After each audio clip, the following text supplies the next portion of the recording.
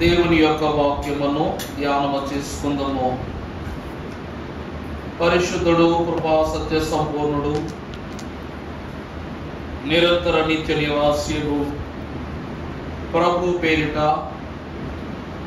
ఈ 17వ దిన మోషే సుఖోపవాస ధ్యాన కార్యక్రమంలో ఏకీభవించిన ప్రియ సంఘమైన మీ అందరికీ ప్రభువు నామమున శుభములు కలుగును గాక. ఆమేన్. అందరికీ మరణాత. గత దినము మన్నాలో ఉన్న మిన్నైన లక్షణములను గ్రహించలేని ఇశ్రాయేలీయులు మన్నువలే పోల్చబడుట అని గ్రహింపుగల వాక్య వచనములను ప్రభు వాక్యము ద్వారా జ్ఞాపకం చేసుకున్నాం.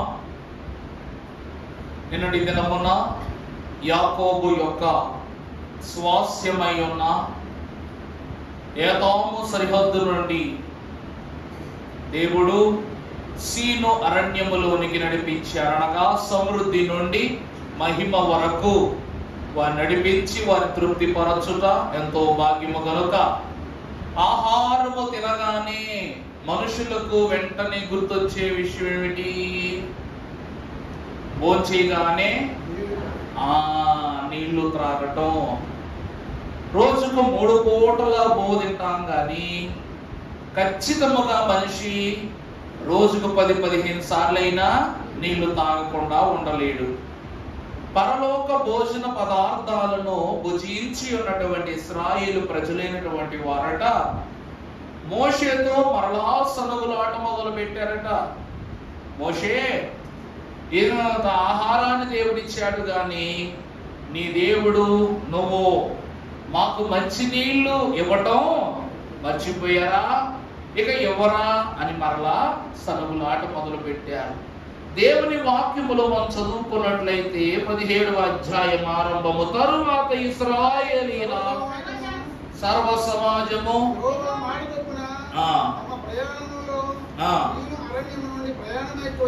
సీను అరణ్యము నుండి ప్రయాణమైపోయి రెఫీదీములో దిగిరి.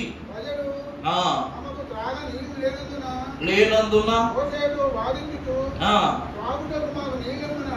అడుగగా నాతో వాదింపనల యెహోవాను శోధింపనేలా అని వారితో చెప్పెను. చిన్న ప్రార్థన చేసుకుందాం. పరలోక పాత్రను సిద్ధపరచి అందులో మహిమ ఆహారమును నింపివేసి స్వయముగా మాకు వడ్డించి భుజింపనింపజేసిన ఘనరిక్తుడైన యేసు నాదానికి అనేక స్తోత్రము.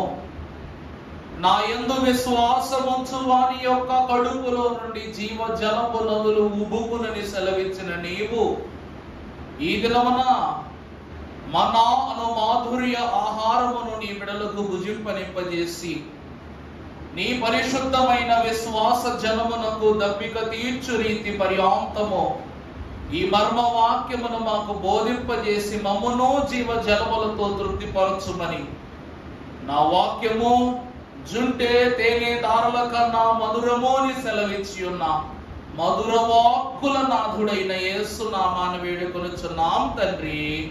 ఆమేన్. తన మాట కన్నా తన పని ద్వారా మిన్నైనటువంటి అంతస్తునిచ్చు దేవుడు తన పలుకుల ద్వారా మనందరినీ దినమున తృప్తిపరచును గాక.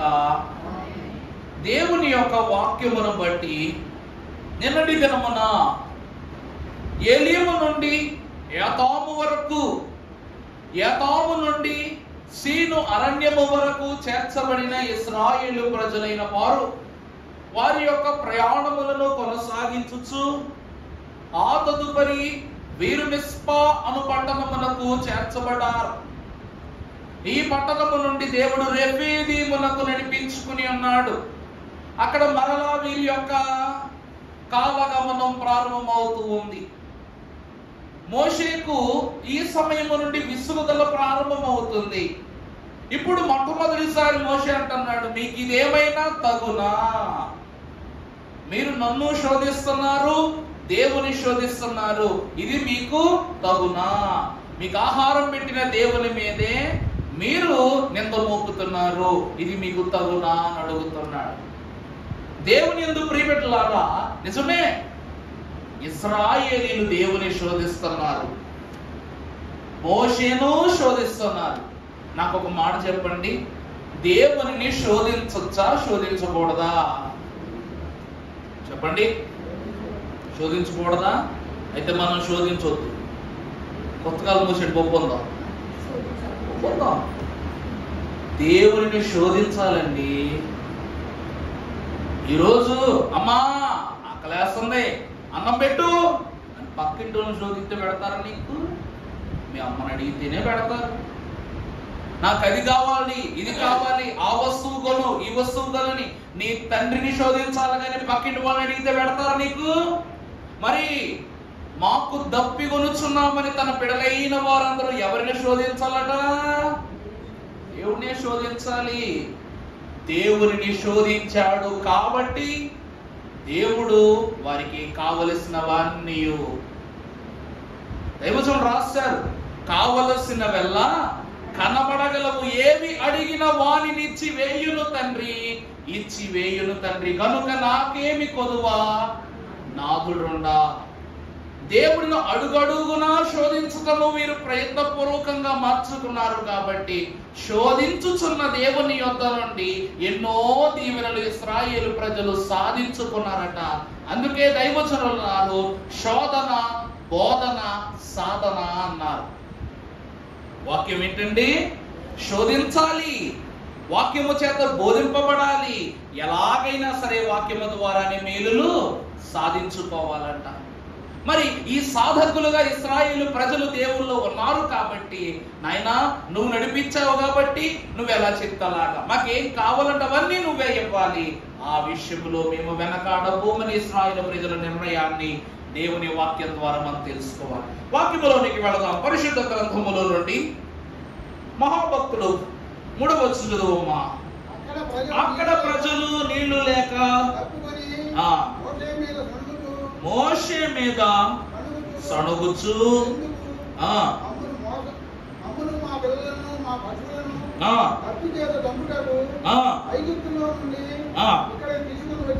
ఇక్కడికి తీసుకుని వచ్చి తిరిగి నేను. ప్రభువునందు దేవుని ప్రియబిడ్డలారా, దేవుడు తన యొక్క పరిశుద్ధ పర్వతము యొద్దకు ఇశ్రాయేలీయులను నడిపించు వరకు ఇశ్రాయేలు ప్రజలను శోధిస్తూనే ఉన్నాడట.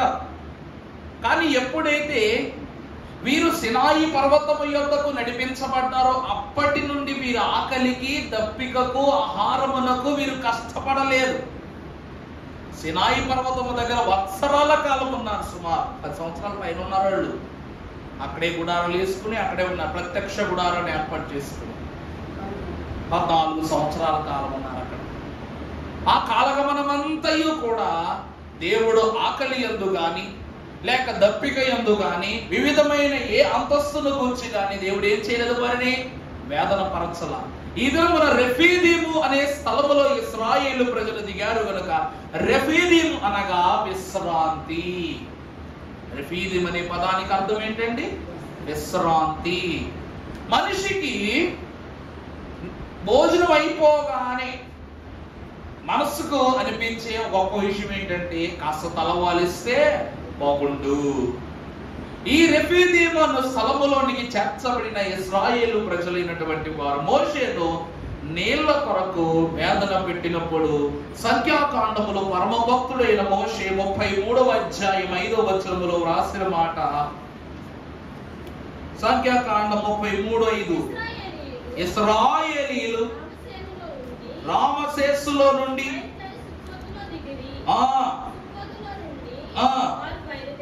బయలుదేరి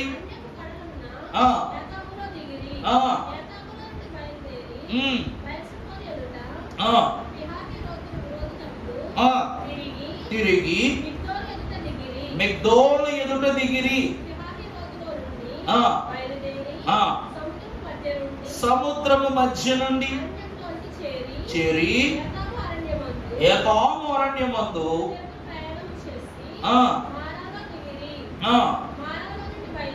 మారాలో నుండి బయలుదేరి ఎక్కడికి వచ్చారండి?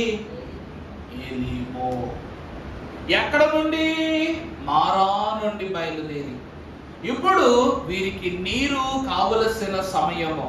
ఇశ్రాయేలు ప్రజలు ఎర్ర సముద్రమును దాటగానే తప్పికొన్నారని కొంతమంది చెప్తారు, కానీ వారు వారి పితరుల స్వాస్యమై ఉన్నటువంటి 70 ఈత చెట్లను 12 నీటి ఓటలు గల ఎలీమును దాటి ఆ తదుపరి సీను అరణ్యములో మన్నా ఆహారమును భుజించి మారా యొద్ద చేరి రెఫీదీము స్థలములో వారు దప్పికొనినప్పుడు వేదన పెట్టిన దేవదేవుని ప్రియబిడ్డల కొరకు మోషే మహాభక్తునితో ప్రభు అంటున్నారు, నీవు నీ చేత పట్టుకున్న కర్రను గట్టిగా నీ ప్రక్కన ఉన్న బండను కొట్టగా దానిలో నుండి నీరు కారుతుంది అన్నారు. దేవుని యందు ప్రియబిడ్డలారా, దేవుని వాక్యములో ప్రత్యేకతను మనము గమనించినట్లయితే దేవుడు దైవజనుడు ఈ వాక్యములకు పెట్టిన పేరు రాయి వలన కలిగిన హాయి. ఏమిటండి? రాయి వలన కలిగిన హాయి. ఎంత గొప్ప వ్యక్తి అయినా కూడా భోజనం చేయకుండా ఉపవాసం ఆచరించగలడేమో, కానీ నీరును త్రాగకుండా మాత్రం ఉపవాసాన్ని ఆచరించలేడు. ఎందుకంటే నీరు సమృద్ధి కలిగిన పోషణ, శరీరములో ప్రతి ఒక్క అవయవమును పరిపూర్ణమునకు బలముగానిచ్చు సాధనము గనుక ఈ నీటి కొరకు వీరు పడిన పడిగాపులు వారి యొక్క అరుపులను చూచిన దేవుడు మోషేకు ఆజ్ఞాపించగా బండను అతడు కొట్టగా నీరు పారుట. వాక్యం అంటూ ఉంది, నా యందు విశ్వాసముంచు అని కడుపులో నుండి జీవజలపు నదులు ఉద్బుక్కును. కానీ ఇక్కడ మోషే బండను కొట్టగానే ఏమొచ్చిందంట? మరి ఆ బండ ఎవరు? అది సంతోషం. ఆ బండ వలనే, ఆ రాయి వలనే ఇశ్రాయేలు ప్రజలైన వారికి నీరు దొరికి హాయిగా ఉన్నారంట. అంతే కదా? అంతే కదా? ఇలాంటి రాయికి 10 ప్రాముఖ్యమైనటువంటి రాళ్లను దేవుడు వాక్యములు పరిచయం చేస్తూ ఉన్నాడు. పరిశుద్ధ గ్రంథములోనికి మనము వెళ్ళినట్లయితే ఆది కాండము 28వ అధ్యాయం 10వ వచనం చదువుకున్నట్లయితే, బయర్షెబా నుండి బయలుదేరి హారాను వైపు వెళ్ళుచు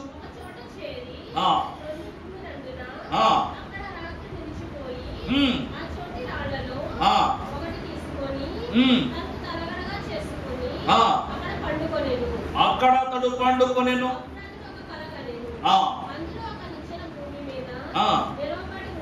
నిలువబడి ఉండెను.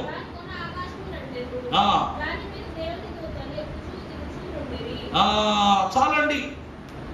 దేవుని వాక్యమును బట్టి చూస్తే యాకోబు మహాభక్తుడు తన వంశములో తన కుటుంబమైన వారిని తన తండ్రి అయిన ఇస్సాకు యొక్క గృహమునకు పంపివేసి దేవుని యందు నీతిపరునిగా చక్కదిద్దబడుటకు సిద్ధపడిన ఇతడు ఒక చోట ఒక స్థలమును ఒక రాత్రి పూట ఏర్పరచుకుని తలకు రాయిని నిద్రకు విశ్రాంతికి తలగడగా మార్చుకుని విశ్రాంతి తీసుకుంటున్నప్పుడు ఒక ప్రాముఖ్యమైన దర్శనాన్ని ఇతడు చూశాడట. దైవజనులు దేవదాసాయి గారు పరిశుద్ధులు అన్నారు, నిషేధింపబడిన రాయి తలకు నిషేధం అనగా యాకోబు ముట్టుకొనక ముందు ఆ రాయి నిషేధింపబడినది. అంత రాళ్ళలో ఒకటది, అక్కడ ఉన్న రాళ్ళన్నింటిలో ఒకటి. ఆ రాయి తలరాయి అయినప్పుడు తమ యొక్క దర్శనాన్ని ప్రభువు పేరిట చూశాడు.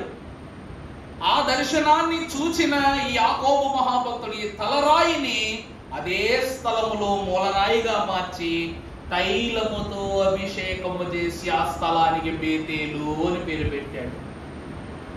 ఈ రాయిని దైవజనులు అన్నారు ఆధారమైన రాయి. ఇదే రాయి ఏంటండి? ఆధారం. పరలోక దర్శనమును చూచుటకు ఈ రాయి ఏమిటంట? ఆధారం. నిజం చెప్పాలంటే తలదిండి లేకుండా నిద్ర పట్టుద్దా? నిద్ర పట్టుద్దా? పట్టదు. కాసేపు కాకపోతే కాసేపు పక్కన ఎడతామేమో కానీ తలదిండి లేకుండా నిద్ర పట్టదు. కొంతమందికి ఇంకా ఎత్తు కావాలి. నేను తలదిని 2 మడతలు వేస్తా, మడతలే తల కింద పెట్టుకుంటాను, నిద్ర పట్టదు నాకు. కొంతమంది అయితే తలదిండి మీద ఇంకో తలదిండి పెట్టుకు పడుకుంటారు. ఇలాగన ఒక్కొక్కరికి ఒక్కొక్క అలవాటు. అలాగనే ఆనాడు యాకోబు మహాభక్తుడు తన శిరస్సు యందు ధరించుకున్నటువంటి నిద్రకు ఏర్పరుచుకున్న రాయి నుండి పరలోకపు యొక్క కొన కనబడిందంట. ఉదాహరణకు మనం ఇంకొక మాట చూస్తే, సొలొమోను మహాభక్తుడు దేవుని కొరకు, జ్ఞానము కొరకు ప్రార్థించి తన మంచము మీద పడుకున్నప్పుడు, తన మంచము మీద పడుకున్న అతని దృష్టిలో దేవుడు దర్శనాన్ని అనుగ్రహించి సొలొమోనుకు జ్ఞానమును అనుగ్రహింపజేశాడు. దేవుని ఏర్పాటును చేర్చబడిన వారలారా, ఈ రాయి తలరాయి అయింది. అదే తన జీవితమునకు మూలరాయిగా మార్చబడింది. అనగా భూమి మీద నుండి పరలోకములో ఉన్న పరిశుద్ధుల యొక్క సంఖ్యను యాకోబు లెక్కింపజేశాడట. అది సామాన్యమైన దర్శనము కాదు. ఒక రాత్రంతా కలగన్నాడు ఆయన. మన కళని చెప్పొద్దు చెప్పండి. కానీ విచిత్రం ఏంటంటే, కలగంటన్నంతసేపు ఒక రోజు గడిచిపోద్ది మన కల్లో. ఎప్పుడైనా గమనించారా? పెద్ద విమానం మీద నుంచి కింద పడాలంటే మనకు సుమారు 1 నిమిషమో 2 నిమిషాల్లో పడదు. కానీ మనము అంతరిక్ష నావలకు వెళ్ళిపోతాం. ఈ నిద్రలో, ఈ కళల్లో చూడలేని వింతలన్నీ చూసేస్తాం, పొందలేని గొప్ప గొప్ప పరిస్థితులన్నీ చూసేస్తాం. అన్నీ కూడా ఒక 2-3 నిమిషాల కళలోనే. అంతేనా కాదండి? 2-3 నిమిషాల కళలో ప్రపంచాన్నే చుట్టేస్తాడు మనిషి. కానీ యోసేపు మహాభక్తుడట, ఈ రాత్రంతా కనినటువంటి ఈ కలలో, దేవుడు చూపించినటువంటి దర్శనములో, పరలోకములోకి ఎక్కబడుతున్న వారు, నిషేధింపబడుతున్న వారు ప్రతి ఒక్కరి సంఖ్య యాకోబు లెక్కగట్టుకున్నాడట. ఆ సంఖ్యలో తన వంశమును, తన సంఘమును, దేవుని రాజ్య వారసులైన వారి అందరి యొక్క పంక్తులు ఎవరికి తెలుసు అయ్యా అంటే యాకోబునకు తెలుసు. అందుకు గాని యాకోబు యొక్క దర్శన వరము తన ప్రియ కుమారుడైన యోసేపునకు దేవుడు అనుగ్రహింపజేశాడు. అందుకే నా ప్రియ కుమారుడు అని అతన్ని ప్రేమించొచ్చు ఒక ప్రశస్త వస్త్రాన్ని, అంగీని యోసేపుకు ధరింపజేస్తాడు. అందుకే దైవజనులు అన్నారు, విశ్వాసులు ఎందుకు దేవునిలో ఈ అనుభవ పూర్ణులుగా ఉండలేకపోతున్నారంటే, వారికి దర్శనాలేమో గంపెడి వస్తున్నాయంట, నెరవేర్పులేమో గుప్పెడి వస్తున్నాయంట. అందుకే దేవుడే మన తలరాయిగా, మూలరాయిగా ఉన్నట్లయితే మనకు ప్రతి కీడు నుండి, ప్రతి వేదన నుండి జయాన్ని దేవుడు అనుగ్రహిస్తాడు. తర్వాత మనము చూసినట్లయితే పరిశుద్ధ గ్రంథములో యెహోషువ గ్రంథం 4వ అధ్యాయం 5వ వచనం చదువుకుందాం. యోర్దాను నడుమనున్న దాటిపోయి ప్రతి వాడును ఒక్కొక్క రాతిని ఇక మీదట మీ కుమారులు యెహోవా మందసము ఎదుట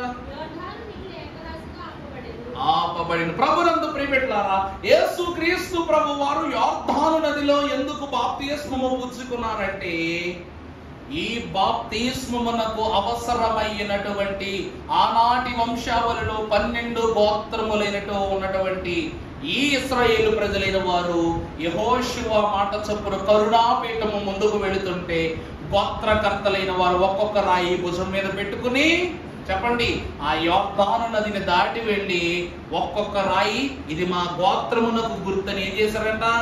యోర్దాను నది యొక్క ఆవరణ ప్రతిష్ఠ చేశారట. చెప్పాను కదా మొన్న, రాయి పైన రాయి పిలుస్తారు, 12 రాళ్ళు పెట్టుకుంటారు. అలా ప్రతి ఒక్కరు ఏం చేశారు చెప్పండి? వారి గోత్రమునకు చెప్పున ఆ యోర్దాను నది ఆవలంతా 12 రాళ్ళు చేర్చి పెట్టారంట.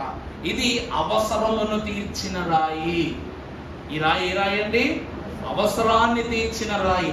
యెహోవా దేవుని యొక్క కరుణాపీఠము యొక్క ప్రధాన అంతస్తును సంపాదించుకున్న దైవజనుని బిడ్డలైన వీరు దేవుని యొక్క ఏర్పాటును బట్టి ఈరోజు మనం కొండరాళ్ళు చూస్తూ ఉంటాం. ఒక్కొక్క దానికి ఒక్కొక్క పేరు, ఒక్కొక్క దానికి ఒక్కొక్క పేరు.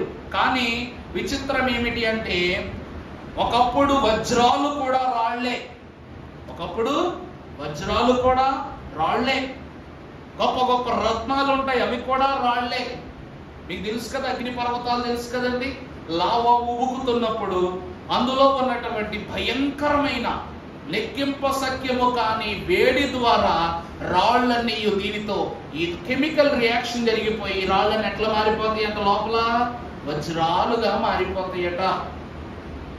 వజ్రాలుగా మారిపోతాయి. ఇప్పుడు కొత్త కొత్త ప్రయోగాలు జరుగుతున్నాయి. ఎలా తెలుసా, బంగారం ఎక్కడ ఎదుగుతామని బంగారం తయారు చేద్దాం అనుకుంటున్నారు. ఇప్పుడు బంగారం ఏం చేద్దాం అనుకున్నారంట, తయారు చేద్దాం అనుకుంటున్నారంట. కానీ అవట్లా, అవదు, కొన్ని విషయాలు అవు. దేవుడు ఎంతవరకు జ్ఞానం ఇవ్వాలో అంతవరకు ఇస్తాడు. కొన్ని కొన్ని విషయాలను దాటి ఆలోచించడానికి మానవ జ్ఞానం ఏం కాదంట, అనుకూలించదు. ఒక మహా గొప్ప సైంటిస్ట్ రాశాడు, మనిషి తెలివితేటలు 1% వాడితే కుటుంబం అంట, అంటే మన జీవితాలను బాగు చేసుకోవడం. 10% వాడితే ఏంటి చెప్పండి, సేవ. 10% వాడితే సేవ, అనగా దేవుని యొక్క ఏర్పాటులో పరిశుద్ధపరచబడ్డ. ఉదాహరణకు మోషే ఎలియాల వలె. కానీ 100% ఉపయోగించటమే దైవం. అంత అంతస్తుకును ఎవరునూ చేర్చబడలేదు. అలా చేర్చబడాలని దురాలోచనతో ప్రయత్నించిన సాతానుడే ఏమైపోయాడంట, నెట్టివేయబడ్డాడు. అందుకే దేవుని ఆత్మతో సత్యముతో ఆరాధించాలి తప్ప చెడు నడతల ద్వారా దేవుని ఏం చేయలేము, ఆరాధించలేము, పొందుకోలేము. అందుకే దేవుడు మనకు ఆధారం. ఆ బండ క్రీస్తే గనుక ప్రతి గోత్రము దేవుని నామమును మహిమపరచుచు ఒక్కొక్క రాయిన చోట ప్రతిష్ఠించుకున్నారు. తర్వాత మనము చూసినట్లయితే కీర్తన గ్రంథం 20వ అధ్యాయం 2వ వచనం మనం చదువుకున్నట్లయితే, పరిశుద్ధ స్థలములో నుండి ఆయన నీకు సహాయము చేయునుగాక, సియోనులో నుండి నిన్ను. ప్రభునందు దేవుని ప్రియబిడ్డలారా, సమూయేలు గ్రంథము, మొదటి సమూయేలు గ్రంథము 7వ అధ్యాయం 11వ వచనంలో ఇశ్రాయేలు ప్రజలైనటువంటి వారికి ఒక రోజు ఘోర యుద్ధం ఎదురైతే సమూయేలు మహాభక్తుని యొద్దకు వారు వెళ్ళి, అయ్యా, ఫిలిష్తీయులైనటువంటి వారు మనల్ని దాడి చేస్తున్నారు, మన సైన్యము కొద్దిగానే ఉంది, వాళ్ళ సైన్యము మనలను ఏ క్షణమునందైనా కూడా ఏం చేస్తారు, ఆవరించి మన హతమారుస్తారు. కనుక ఖచ్చితముగా దేవుడు మనకు సహాయం చేస్తాడా లేడని సమూయేలు ఎదుట వేదనతో ప్రార్థన చేసినప్పుడు ఆకాశము నుండి భయంకరమైనటువంటి ఒక ఉద్రేకమైన శక్తి అగ్నిగా దిగి వచ్చి ఆ స్థలములోని ఇశ్రాయేలు ప్రజలందరినీ బలమును అనుగ్రహించింది. అప్పుడు ఫిలిష్తీయుల ఆయుధాలు తీసుకుని వారిని ఏం చేశారంటే ఇశ్రాయేలీలు చంపేశారు. చంపేసినప్పుడు ఆ దినమున ఏ బలిపీఠమును అతడు కట్టి, ఏ స్థలమున బలిపీఠమును కట్టి దేవుని మహిమను పొందుకున్నాడు సమూయేలు మహాభక్తుడు. ఒక రాయి తీసి మిస్పాకును షైనుకును మధ్య దానిని నిలిపి,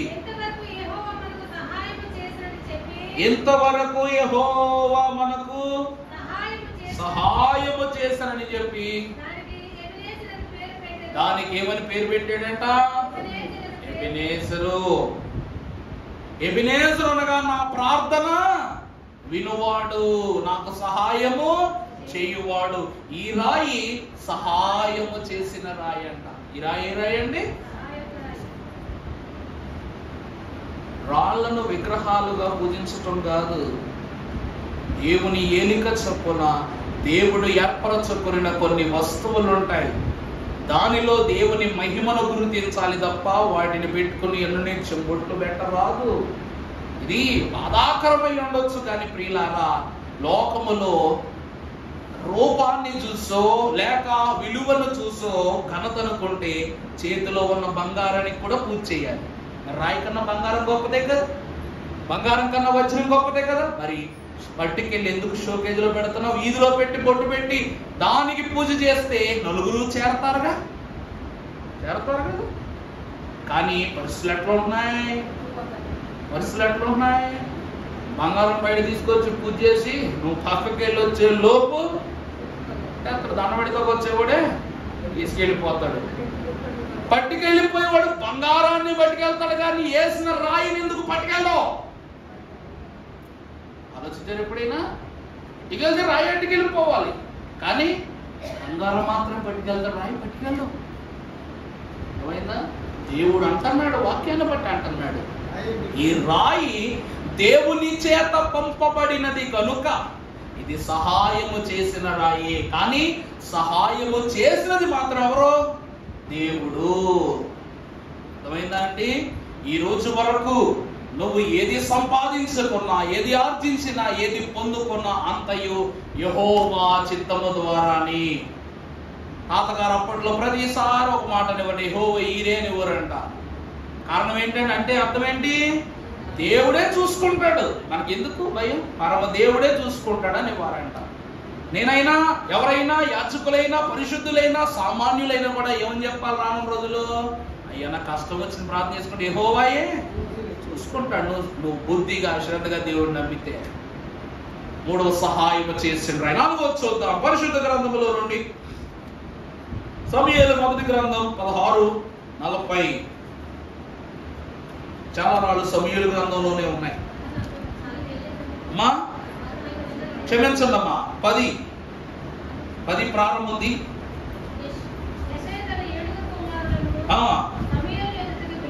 పిలవగా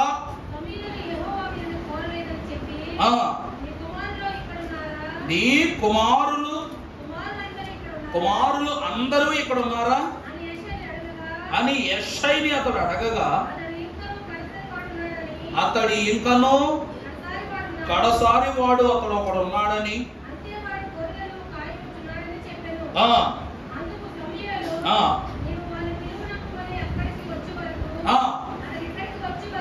వచ్చే వరకు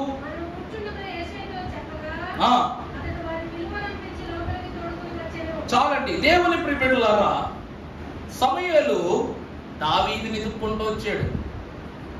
ఎవరిని ఎదుక్కుంటూ అండి? దావీదుని వెతుక్కుంటూ వచ్చాడు. నిజం చెప్పాలంటే పాస్టర్ గారు వచ్చేంత వరకు సంఘం ఉంటారా? సంఘం వచ్చేంత వరకు పాస్టర్ గారు ఉంటారా?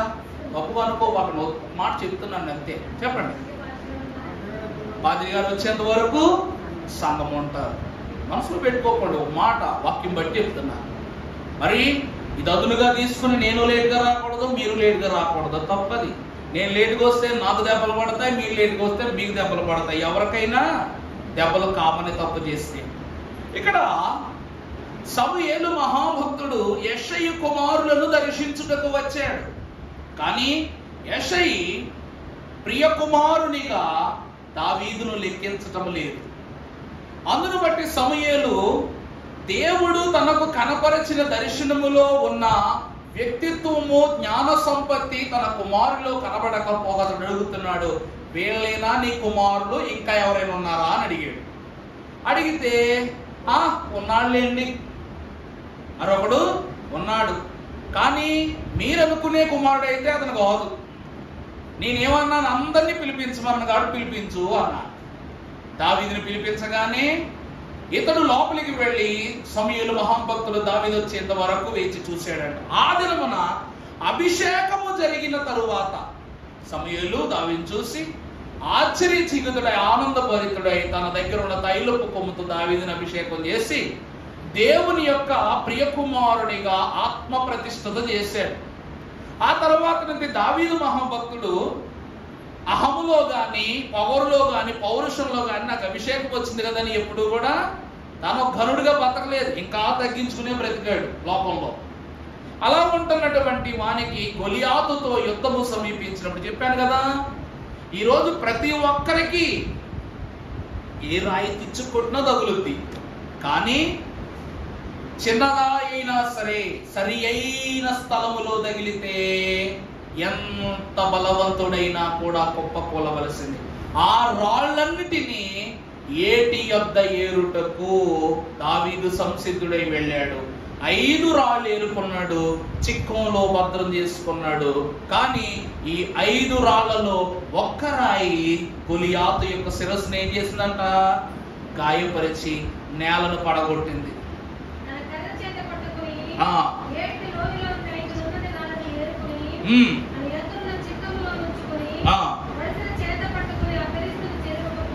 చాలమ్మా. ప్రభునందు ప్రియబిడ్డలారా, ఈ రాయి జయమిచ్చిన రాయి. ఈ రాయి ఏ రాయి అండి? జయమిచ్చిన రాయి. దేవుని వాక్యాన్ని బట్టి చూస్తే కుక్కలను మనం కర్రలు వాడటం కన్నా ఎక్కువ రాళ్ళే వాడతాం అనకూడదు కానీ కదా. ఈ రాళ్ళు వాడటం అనేటట్లు గొలియాతును కూడా తరిమి కొట్టుటకు గాను మహాభక్తుడైన దావీదు వాడినది ఏ రాయి అంట? జయమునిచ్చిన రాయి. ఈ 5 రాళ్ళ మీద కూడా ప్రసంగం ఉందండి.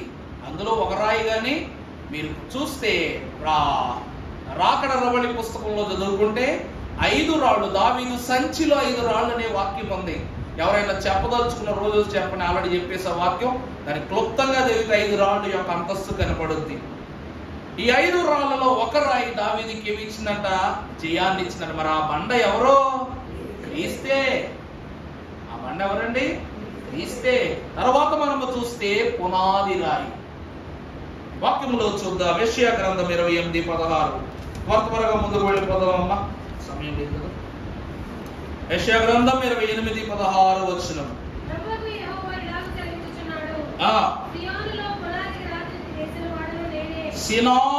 సియోనులో పునాది రాయిని వేసిన వాడను నేనే, అది పరిశోధింపబడిన రాయి, అమూల్యమైన. అమలారా, దేవుని వాక్యము యొద్దకు వచ్చిన వాళ్ళరా, కొంచెం జాగ్రత్తగా ఈ పునాది రాయిని గురించి మనం తెలుసుకోవాలి. ఎందుకంటే సియోను అనగా దావీదు పురము. సియోను పట్టణం అంటే ఏమిటండి? దావీదు పురము. ప్రభు అంటున్నారు, నేను సియోనులో పునాది రాయిని వేశాను, దావీదు పురములో పునాది వేశాను. ఈ రాయిని నేను చాలా అంటే చాలా జాగ్రత్తగా పరిశోధన చేశానని ప్రభు అంటున్నారు. నిజముగా మన వాక్యాన్ని బట్టి చూస్తే సమూయేలును పంపించగానే తన అన్నలైన వారందరినీ జాగ్రత్తగా చూశాడు. సమూయేలు సామాన్యుడేం కాదు, దేవుని ఆత్మ ఉన్నవాడు. దేవుని మందిరములో దేవుని ఆత్మీయత గల జ్యోతులను ఆరకుండగా అనునిత్యము విశ్వాసమును నూనెను నింపి ఆ స్థలము యొక్క మహిమను ప్రస్తావింపజేసిన గనుడు ఎవరు? సమూయేలు. అలాంటి ఆత్మచిహితుడైన సమూయేలు పరిశోధన చేశాడు. యెషయా కుమారులందరినీ ఇతడుగాదని పరిశీలన చేసి దావీదుని ఏం చేశాడంట? దేవుని వాణిగా నిర్ధారణ చేశాడు. దావీదు ఎవరు చెప్పండి? నిషేధింపబడిన రాయి, అంతే కదా. ఈ రాయిని తీసుకుని వచ్చి దేవుడు ఏం చేశాడు చెప్పండి? సియోనులో పునాది రాయిగా వేశాడు. సియోను అనగా దావీదు పురము. దావీదును పరిశోధన చేసి నిర్ధారణ చేశాడు కనుక అప్పటికి ఎప్పటికీ కూడా దావీదే సియోను పట్టణములకు పునాది రాయి. ఎందుకు అనగా దావీదు అంత భక్తి ఎవ్వరూ చేయలే. బల్ల బుద్ధి చెప్పగలం. ఎందుకో తెలుసా అండి? ఒక రాజైనా కూడా గర్వమునకు పోయిన వాడు కాదు.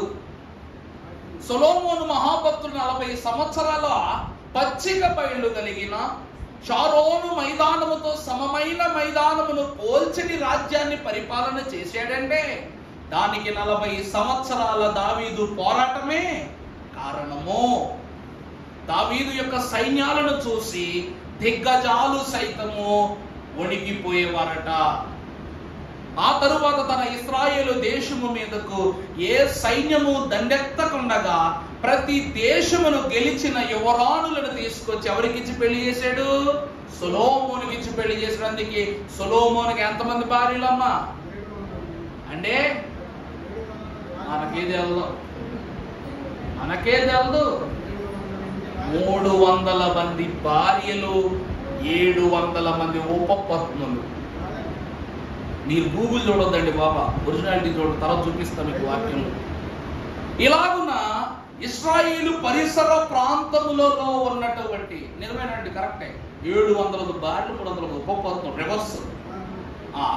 ఇలాగున ఆ దేశములో ఉన్న యువరాణులను తీసుకొచ్చి సొలొమోనుకు వివాహం చేయటాన్ని బట్టి ప్రతి ఇంటికి సొలొమోను అల్లుడైపోయాడు. అల్లుడొస్తే మిఠాయిల్లో పెడతారు కానీ అల్లుడు గారు ఎందుకు వచ్చారు మీరు అని అడగడం, అంతే కదా. ప్రతి దేశమునకు ఇతడు అల్లుడు. ప్రతి రాజ్యము ఇశ్రాయేలు దేశములు ఏమైపోయిందంటే ఐక్యమైపోయింది కనుక ఈ 40 సంవత్సరాలు కూడా సొలొమోను యొక్క పరిపాలనలో ప్రతి ఒక్క రాజు సామంత రాజే, ప్రతి ఒక్కరు చుట్టమే. దేవుడు అంత కృప. అందుకే సియోనులో దావీదు ద్వారా పునాది రాయి వేయించాడు దేవుడు. దావీదే మూలం. ఆ మూలరాయిని, దానిని ఎవరునూ తృణీకరించలేరని దేవుని వాక్యం సెలవిస్తూ ఉంది. ఇది 5వ. తరువాత మన వాక్యంలో చూసినట్లయితే 6 తర్వాత మొదటి పేతురు రాసిన పత్రిక 2వ అధ్యాయం 4వ వచనం చదువుకున్నట్లయితే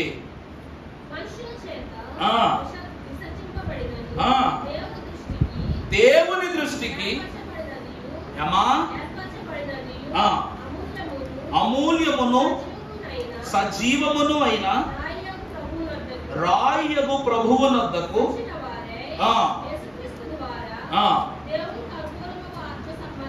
దేవునికి అనుకూలమగు ఆత్మ సంబంధమైన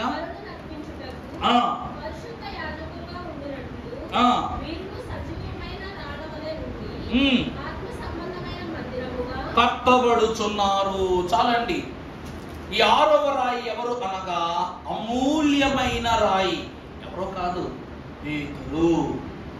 పేతురు. నువ్వు రాయివి, నీ మీద నేను కడతా, నా సంఘాన్ని కడతా. చూసారా ఏమండి, రాళ్ళు మనం పూజించటం కాదు, మనిషే నిజమైన రాయి. మీకు అర్థమవుతుందండి? రాళ్లకు ప్రాణం ఉండదు, మనిషికి ప్రాణం ఉన్నా కూడా రాయే. మనిషికి ప్రాణం ఉన్నా రాయే. ఒకరోజు అబ్రహాము గారు తన తండ్రి తయారు చేసినటువంటి బొమ్మలను అమ్ముతూ దాహము కొరినప్పుడు, ఇవి దేవతలు దేవుళ్ళని చెప్పిన తన తండ్రి మాటను బట్టి ప్రతి బొమ్మను అడిగాడు, నాకు దాహం తీర్చమని. ఒక్క బొమ్మ కూడా మాట్లాడలా. అప్పుడు కోపము చన్నిటిని పగలగొట్టి దేవుని వైపు ఆశగా అడిగాడట, మీరు నా దాహమే తీర్చలేకపోయారు, కానీ మాకున్న పరిస్థితులను ఏం చక్కబెడతారు, మా జీవితాలను ఏం బాగు చేస్తారని అబ్రహాము గారు ఆ దినమునందే ఆ యొక్క పనిని విరమించుకున్నాడు. ఒకసారి మీరే ఆలోచించండి. రాయులను శిల్పములుగా చెక్కున్నది మనుష్యుడు. రాళ్ళను శిల్పాలుగా చెక్కేది ఎవరు? మనుష్యుడు. మనుష్యుడు చెక్కి అంటాడు, దానికి అలంకరణ ఇచ్చేది నువ్వే, ఆభరణం పెట్టేది నువ్వే, దాని విలువను పెంచేది నువ్వే, తగు వస్త్రములు ధరింపజేసేది నువ్వే. కానీ ఇదే ఆభరణాలు తిరిగి నాకు ధరింపచేయి అన్ను అడుగు, దీనికంటే గొప్ప వస్త్రాలు నాకు ఇవ్వు అన్నాడు. పెద్ద పెద్ద కోరికలు వద్దు, నాకు మేళ్ళు మిద్దులు వద్దు, నీకు ఇన్ని పెట్టా, నేను పువ్వులు పెట్టా, బంగారం పెట్టా, ఆభరణాలు పెట్టా, వివిధమైన ప్రతి వస్తువును రకరకాల అభిషేకాలు చేస్తే, కానీ నాకు ఆకలి వేస్తుంది, ఓ గుప్పుడు అన్నం పెట్టు అడుగు. మనిషట జీవిత కాలము కష్టపడి రాయిని తయారు చేస్తాడు, కానీ రాళ్ళన్నవి ఒక్క మనిషి తయారు చేయలేకపోతున్నాయి. అర్థమవుతుందండి? ఒక మనిషి కొన్ని వందల శిల్పాలను తయారు చేస్తున్నాడు, కానీ 100 శిల్పాలన్నా కలిసి ఒక మనిషిని తయారు చేయగలవా? వాక్యం అదే అంటుంది. ఇక్కడ మీరు సజీవమైన రాళ్ళు. విశ్వాసులు ఎవరంటండి? మీరు రాళ్ళు. దేవుని యొక్క ఆత్మీయతను గ్రహించక, తెలిసి గ్రహించక నిలిచిపోయిన మీరు నిజంగానే రాళ్ళు. దేవుడు ఉన్నాడని తెలిసి కూడా ఆయన ఉన్నాడని నమ్మలేని మీరు నిజంగానే రాళ్ళు. కానీ ఒక్కసారి ప్రభువు యొక్క క్రియలన్నీ గ్రహించి, నమ్మి, విశ్వసించి ఆయనలో ఇమిడిపోయినట్లయితే నువ్వు రాయివి కాదు. నువ్వు రాయివి కాదు. పేతురు కూడా అంతే. సమయాన్ని బట్టి ఆ రాయి మారిపోయేది. మొదటంతా పిరికి బ్రతుకే, మొదటంతా పిరికి జీవితమే, పిరికి రాయిలా ఉండేవాడు. ఆ చేపలు పట్టుకుంటూ తన బ్రతుకు కొనసాగించు మురికి రాయిలా బ్రతికేవాడు అప్పటి వరకు లోకంలో. కానీ అతడు ప్రభువులోకి వచ్చిన తర్వాత చురుకు రాయిలా తయారయ్యాడు. ప్రభువులో వాక్యం అనే పౌరుషాన్ని సంపాదించుకుని గరుకు రాయిలా తయారైపోయాడు. ఆ తర్వాత యేసుక్రీస్తు ప్రభు వారి యొక్క సంఘ స్థాపన ద్వారా దేవునిలో పరిశుద్ధతను సంపాదించుకుని ఆది అపోస్తల సంఘ నాయకుడిగా మారి మెరుపు రాయిలా మారిపోయాడు. ఒక్క రాయిలో ఇన్ని రకాల లక్షణాలా? చూసారటండి. నువ్వు పుట్టినప్పుడు మురికి రాయివే, పిరికి రాయివే. లోకంలో ఉన్న ప్రతి వాడంతే పేతురులాగా. ఎప్పుడు ప్రభు వాక్యం వింటామో చురుకుదనం వస్తుంది కాబట్టి నువ్వు చురుకు రాయిగా మారిపోతావు. దేవుని విషయంలో ఎంతటి సవాలైనా సరే ఎదుర్కొనే విషయంలో గరుకు రాయిగా మారిపోతావు నువ్వు. ఇవన్నీ గ్రహించి పరలోకమునకు రెప్పపాటున మెరుపు ఎలా వచ్చి వెళ్ళిపోద్దంట, రెప్పపాటున వెళ్ళిపోద్ది. కాబట్టి దేవుని రాకడ ఆరోహణములో మనం అందరము రెప్పపాటున ప్రభువులోనికి వెళ్ళిపోతాం, మెరుపు రాయిలా ఎగిరిపోతాం. సజీవమైన రాళ్ళు, అందుకే మనం అమూల్యమైన వాళ్ళు అండు. అర్థమైందా? కనబడే ప్రతి రంగు రాయి వజ్రం కాదు, కనబడే ప్రతి తెల్లని విషయం వజ్రములో కనబడే ప్రతి ఒక్క వస్తువు వజ్రము కాదు. ఇదిగో ఇవి ఉన్నాయి వజ్రాలు. అయ్యి చెప్పండి, చూడటానికి ఎట్లున్నాయి? మెరుస్తున్నాయి, లైట్ పడుతుంటాయి. ఇవి పట్టుకెళ్ళి ఏ బంగారం కొట్టుకుని పెట్టామనుకో, పో బయటికి పో అంటాడు, పో బయటికి పో అంటాడు. ఇవి క్రిస్టల్సే కానీ బంగారము కాదు, వజ్రాలు కాదు. రంగు వేసాం, అది అలా బంగారంలో కనబడుతుంది. ఆ వజ్రాల్లాగా చిన్న చిన్న సమకూర్చాం, వజ్రాలు అవి అందానికి, కానీ వజ్రమైన బంగారమైన అలంకరణకు. సంఘము క్రీస్తును బట్టి అలంకరింపబడిన దినముని అమూల్యమైన రాళ్లుగా మార్చబడతాయి. దేవుని వాక్యమునందు చేరి వచ్చిన వారులారా, మనము పేతురు వలె సంఘము కట్టబడిన పేతురు అమూల్యమైన రాయి, ఆ సంఘములో చేర్చబడిన మనము అమూల్యమైన రాళ్ళము. దేవుని వాక్యము మన యందు ఫలించును గాక. ఆమేన్. జకరియా గ్రంథం 3:9.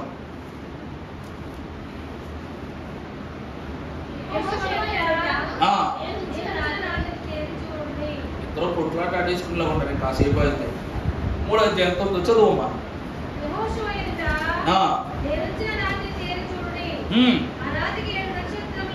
దేవుడు అంటున్నాడు, యెహోషువ ఎదుట నేనుంచి ఉన్న ఆ రాతికి 7 నేత్రములు ఉన్నవి.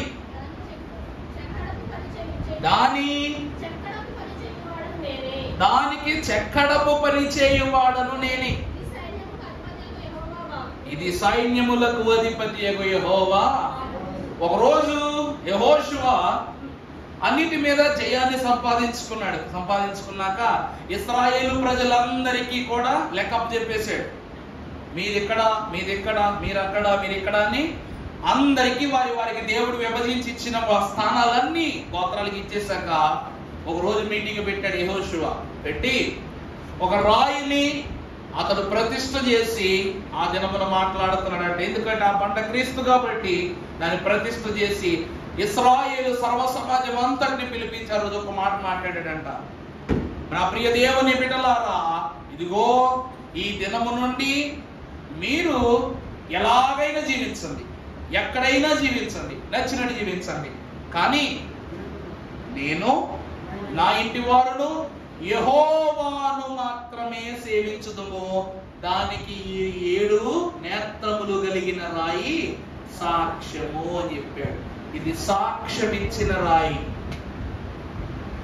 మనం తలం కొనుక్కున్నప్పుడు చుట్టూ సరివరాళ్ళు పోతాం, సాక్ష్యం ఇది నాది. కొంతమంది ఈరోజు బోర్డు పోతారు, this estate belongs to some XX ఎవరో ఒకరు.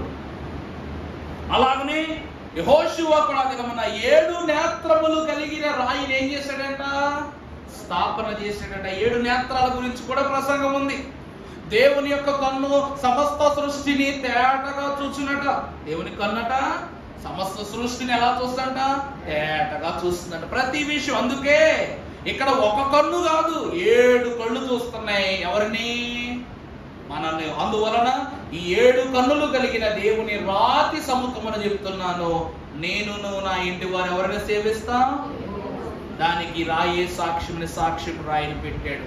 దేవుని ప్రియబిడ్డలారా, ఇక ముగించేసుకుంటూ ఆఖరికి ఒక మాట చెప్తాను. యోబు గ్రంథం 29వ అధ్యాయం 6వ వచనం చదువుకుందాం.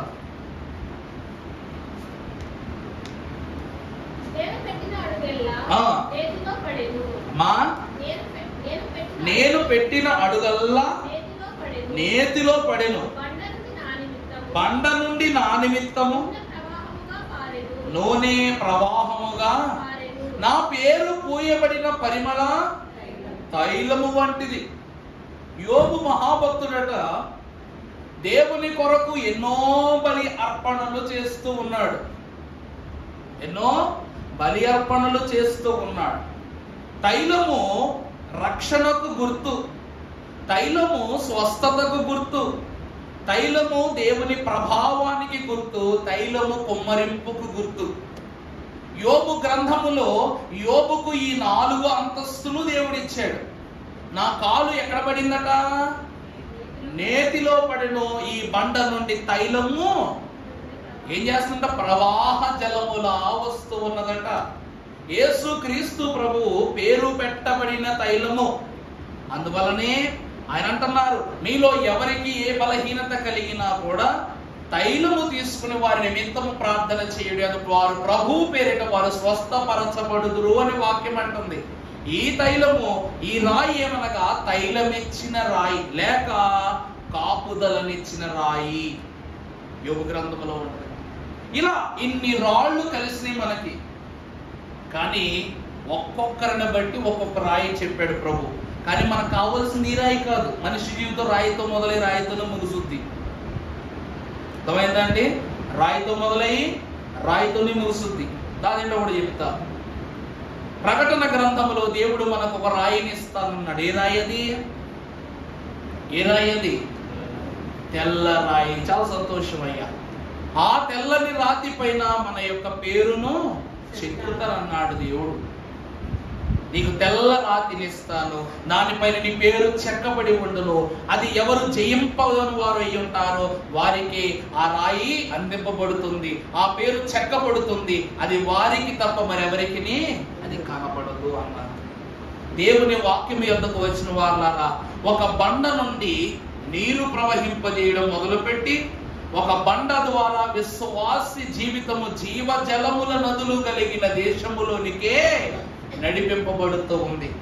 రాయితో మొదలైన ఇశ్రాయేలీల ప్రయాణము అవుతుందండి.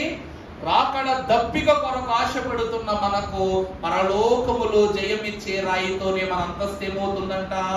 ముగిసిపోతుందంట.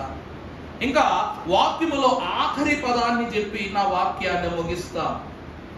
కీర్తనల గ్రంథం 90వ అధ్యాయం 17వ వచనము. ఆ మాట ఒక్కసారి చదువు. మా దేవుడైన యెహోవా ప్రసన్నత మా మీద ఉండునుగాక, మా చేతి పనిని మాకు. ఇక్కడ ఎప్పుడైతే ఈ స్థలములో మారా యొద్ద మీరు నీళ్లు పుచ్చుకుని, బండ నుండి నీళ్లు పుచ్చుకుని అది మీరు బలపరచబడ్డారో, తృప్తి పొందిన వీరు అమాలేకీయుల మీద యుద్ధానికి సిద్ధపరిచాడట దేవుడు. అధ్యాయములు అమాలేకీయుల యుద్ధాన్ని చూస్తాం. అమాలేకీయులు అనగా దేవుని సింహాసనమునకు విరోధులుగా పనిచేయుచున్న వారు. అమాలేకీయులు ఎవరండి? దేవుని సింహాసన విరోధులు.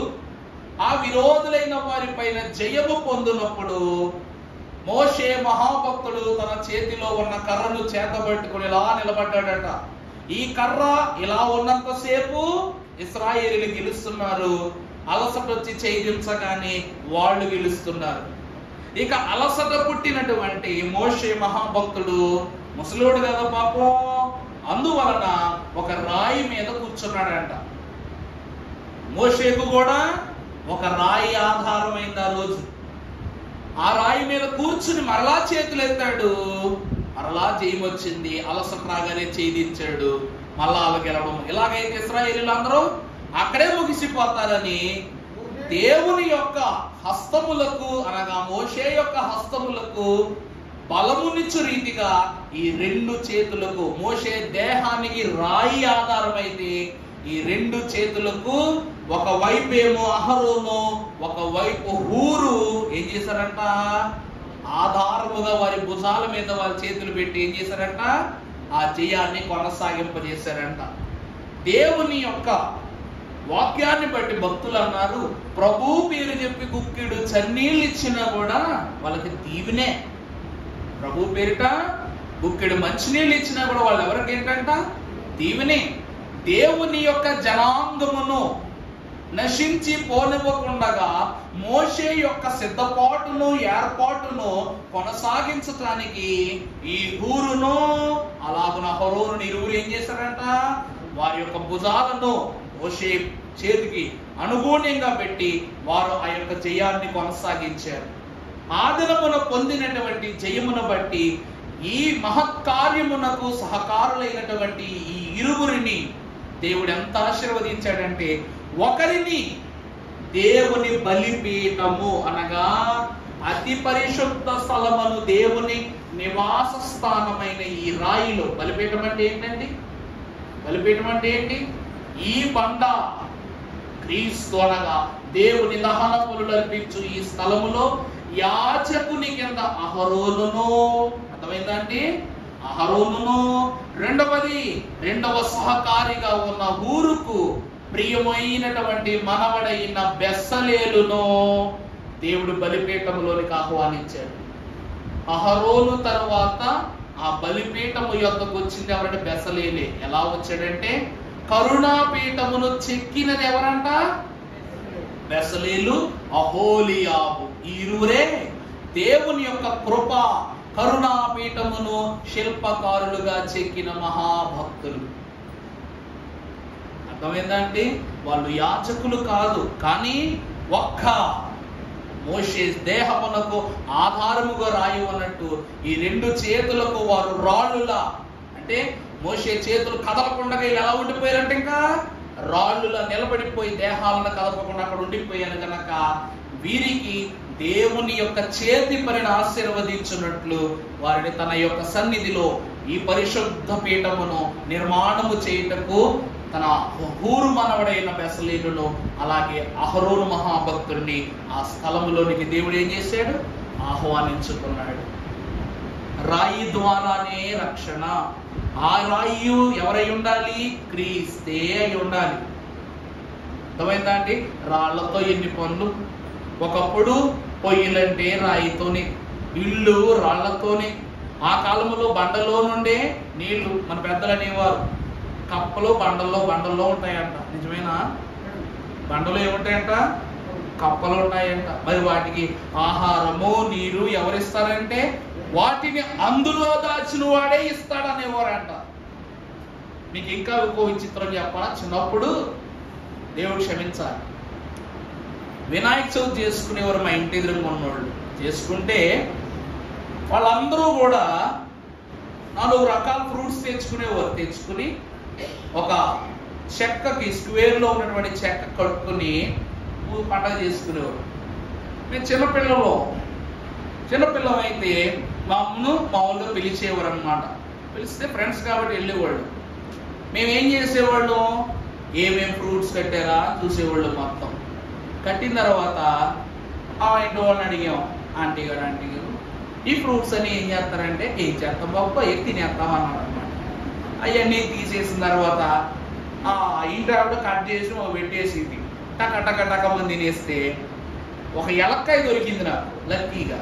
అంటే ఎలక్కాయ రుచిగా ఉండదు, అంత పులుపుగా ఇట్లా ఉంటుంది అనమాట. ఉంటే ఆ ఎలక్కాయ తీసుకొని ఇంటికి తీసుకొచ్చి పగలగొట్టడానికి విశ్వ ప్రయత్నాలు చేస్తున్నాయి. డైరెక్ట్గా తింటాం, కొంచెం పగలగొట్టి తినాలి లోపల. ఎందుకంటే మా నాన్నగారు చూశారు. చూసి రే ఎక్కడ తరాది అని అన్నారు అనమాట. అంటేను పక్కింటి ఆంటీ గారు ఇచ్చారు. డాడీ అన్నారు, నీ పని బాగుంది, ఏం తీసుకొచ్చినా తినవు కానీ ఊరు వెంబడి తింటావు. తిట్టారనమాట. తిడితే మా నాన్నగారికి ఏం కలిగిందో ఏమో మరి. అమ్మ వచ్చిన తర్వాత మాట్లాడుతున్నారనమాట. ఆ ఎలక్కాయ తిట్టారో పక్కన పెట్టేసి ఉంచారు. అమ్మ అడిగింది, ఏమండి ఎలక్కాయ ఎక్కడదంటే వాడు తీసుకొచ్చాడు అని చెప్పేసాను. అప్పుడు హోంవర్క్ రాసుకుంటానే నేను తిన్నా. ఏనుగులంతా వెలగ పండు ఎలా ఉందో తినేస్తాయంట. తినేసిన తర్వాత వాడి మోషన్ అయ్యేటప్పుడు కాయ ఎలా ఉందో వచ్చేస్తాను. అనుకోబాకండి, నేను ఉదాహరణ చెప్తున్నాను. వచ్చేసినప్పుడు ఆ కాయ ఎట్లుందో అలాగే వచ్చేస్తుంది. దాన్ని పగలగొడితే లోపల గుజ్జు ఉండదంట. లోపల ఏముండదండి? గుజ్జు ఉండదంట. లోపల ఏ పదార్థం గుజ్జు ఉండదు, ఖాళీ డొల్ల ఉంటదంట. కాయ పగలగొట్టబడట్లా, మరి లోపల ఉన్న గుజ్జు అంతా మాయం. మీరు ఎంత విచిత్రమో చూడండి. దేవుని వాక్యాన్ని బట్టి మనము చూస్తే ప్రియులారా, అన్నీయూ దేవుని మహత్కార్యాలే. ఆయన ఉత్తముడని రుచి చూచి తెలుసుకోవటం తప్ప విశ్వాసి చేయగలిగిన గొప్ప పని అంటూ ఏమీ లేదు, ఉండదు. మనడి నిన్న చెప్పాను కదా, పరలోకంలో ఏ పదార్థాలు పెడతారయ్య గారు ఏండ్ల విందులు అని అడిగాడు ఒక ఆయన. అది మనకు నవ్వుగా అనిపించింది, కానీ నిజమే. భూలోకము మీద మన్నా ఎలా ఉంటుందో ఇశ్రాయేలీయుల ద్వారా తెలిసింది మనకి. జీవాహారం ఎలా ఉంటుందో ప్రభు పెట్టిన తర్వాతే తెలిసింది మనకి. అందుకే కదా పులియని రొట్టెలు పండుగలు చేసుకుంటున్నారు ఇశ్రాయేలు. ప్రతి నెల సంస్కారం తీసుకుంటున్నాం మనం ప్రభువును బట్టి. అలాగే 1000 ఏండ్ల విందు అనుభవమును కూడా మనము తండ్రి యొద్ద నుండి సంపాదించుకోవాలి. కనుక ఈ దినమున రాయి ద్వారా ఎన్నో విశ్వాసులైన వారికి హాయి అనుగ్రహించాడు దేవుడు. రాయి వల్ల ఏం కలిగిందంట? హాయి. నీరు తాగగా హమ్మయ్య అనిపిస్తుంది. నీళ్లు తాగని మనసుకి ఏమనిపిద్దండి? మొదట కాస్త నీళ్ళు ఎత్తుకోమ్మా, బయటికి వెళ్ళి రాగానే ఏది పడితే అది తీసుకో. మొట్టమొదటి ఏం చేస్తావు? ఫ్రిడ్జ్ దగ్గరకో లేక నీళ్ళు కొండ దగ్గరకో వెళ్ళి 2 గ్లాసులు నీళ్లు తాగి అమ్మయ్య ప్రాణం లేసి వచ్చినట్లుగా ఉందంట. రాయి ద్వారా దేవుడు వారి దప్పిక తీర్చి బలాన్ని అనుగ్రహింపజేసి హాయిని కలిగించి అమాలేకీయుల పైన దేవుడు ఏమిచ్చాడంట? జయాన్ని ఇచ్చాడు. అందుకే ప్రభు అంటున్నారు, జయము రాక పూర్వంబే జయమును జనులకు జయమవును. దేవుని ప్రియబిడ్డలారా, దేవుని యొక్క జీవ జలముల వారికి బండలో నుండి నీళ్ళు ఇస్తే నీకు ఆయన యొక్క కడుపులో నుంచి తీసి పెడతాడు. ఆయన ఎందుకు విశ్వాసం ఉంచు వారి కడుపులో నుండే జీవజలపు నదులు ఊరతాయంట, ఉబుకుతాయంట. కనుక ఆ నదులతో నీళ్లతో జీవ జలపు ఓటతో మనం తృప్తిపరచి దేవుని యొక్క పరిశుద్ధమైన రాయిగా, మర్మపు రాయిగా, మహిమ రాయిగా, మోక్ష రాయిగా పరలోకమునకు చేర్చబడిన మనకు తెల్లరాయి ద్వారా మన యొక్క పేరును లిఖించి దేవుడు మనందరికి జయమిచ్చి దీవించును గాక. ఆమేన్. ధ్యానం జరిగించుకుందాం కొద్ది నిమిషములు.